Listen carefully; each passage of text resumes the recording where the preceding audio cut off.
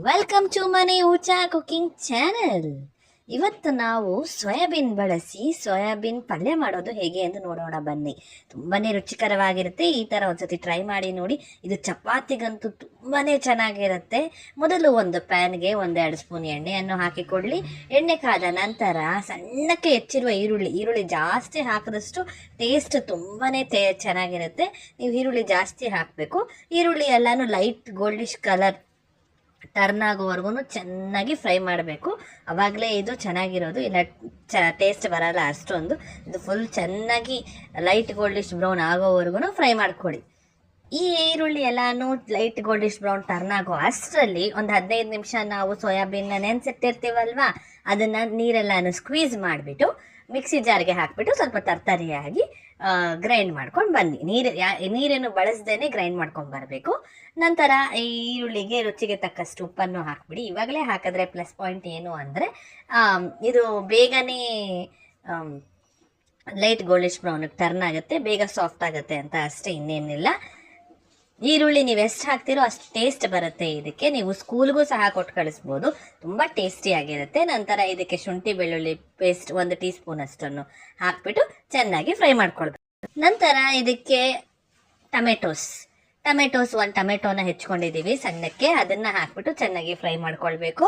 ಇದೆಲ್ಲನೂ ಚೆನ್ನಾಗಿ ಸಾಫ್ಟ್ ಆಗಬೇಕು, ಚೆನ್ನಾಗಿ ಫ್ರೈ ಆಗಬೇಕು. ಅಲ್ಲಿವರೆಗೂ ಕೈ ಬಿಡ್ದಂಗೆ ಫ್ರೈ ಮಾಡ್ತಾ ಇರಿ. ಅವಾಗ ಮಧ್ಯೆ ಈ ಥರ ಕಲಿಸ್ತಾ ಇರಬೇಕು ನೀವು. ನಂತರ ಇದಕ್ಕೆ ಅರಿಶಿಣದ ಪುಡಿ ಒಂದು ಚಿಕ್ಕ ಟೀ ಸ್ಪೂನ್ ಆಗುವಷ್ಟು ಹಾಕಿಕೊಳ್ಳಿ. Garam masala powder 1 tea spoon ಅಷ್ಟು ಹಾಕಿಕೊಳ್ಳಿ. ಚಿಲ್ಲಿ ಪೌಡರ್ ನಿಮ್ಮ ಖಾರಕ್ಕೆ ಅನುಗುಣವಾಗಿ ಹಾಕಿಕೊಳ್ಳಿ. ಹಾಕಿಕೊಂಡ ನಂತರ ಇದನ್ನು ಚೆನ್ನಾಗಿ ಮಸಾಲ ಪೌಡರ್ಸ್ ಎಲ್ಲಾನು ಚೆನ್ನಾಗಿ ಫ್ರೈ ಆಗಬೇಕು. ಅಲ್ಲಿವರೆಗೂ ಚೆನ್ನಾಗಿ ಫ್ರೈ ಮಾಡ್ಕೊಳ್ಬೇಕು. ನಂತರ ಇದಕ್ಕೆ ನಾವು ಹೇಳಿದ್ವಲ್ವಾ ತರಕಾರಿಯಾಗಿ ಪೌಡರ್ ಮಾಡ್ಕೊಳ್ಬೇಕು, ಈ ಥರ ಇರಬೇಕು ನೋಡಿ. ಈ ಥರ ಇದ್ರೇ ಪಲ್ಯ ಚೆನ್ನಾಗಿ ಬರೋದು. ಈಗ ನಾವು ತರಕಾರಿಯಾಗಿ ಪುಡಿ ಮಾಡ್ಕೊಂಡಿರುವ ನೆನೆಸಿರುವ ಸೋಯಾಬೀನ್ನ ನೀರು ಇಲ್ಲದೇನೆ ಈ ಥರ ತರಕಾರಿಯಾಗಿ ಮಾಡ್ಕೊಂಡು ಮಿಕ್ಸಿ ಜಾರ್ಗೆ ಹಾಕ್ಬಿಟ್ಟು ಮಾಡಿಟ್ಕೊಂಡಿದ್ದೀವಿ ನೋಡಿ. ಅದನ್ನೆಲ್ಲ ಹಾಕ್ಬಿಟ್ಟು ಚೆನ್ನಾಗಿ ಫ್ರೈ ಮಾಡಬೇಕು. ಸ್ವಲ್ಪ ನೀರು ಹಾಕ್ಬಿಟ್ಟು ಚೆನ್ನಾಗಿ ಫ್ರೈ ಆಗಲು ಬಿಡಬೇಕು. ಅದು ಎಷ್ಟು ಚೆನ್ನಾಗಿ ಫ್ರೈ ಆಗುತ್ತೋ ಅಷ್ಟು ಟೇಸ್ಟ್ ಬರುತ್ತೆ. ಈಗ 1 ಗ್ಲಾಸ್ ಅಷ್ಟು ನೀರು ಹಾಕ್ಕೊಳ್ತಾ ಇದ್ದೀವಿ. ಹಾಕೊಂಡ್ಬಿಟ್ಟು ಇದು ಚೆನ್ನಾಗಿ ಕುದಿಯಲು ಬಿಡಬೇಕು. ಎಣ್ಣೆ ಎಲ್ಲಾನು ಚೆನ್ನಾಗಿ ಬಿಟ್ಕೊಬೇಕು, ಅಲ್ಲಿವರೆಗೂ ಇದು ಚೆನ್ನಾಗಿ ಫ್ರೈ ಆಗಬೇಕು.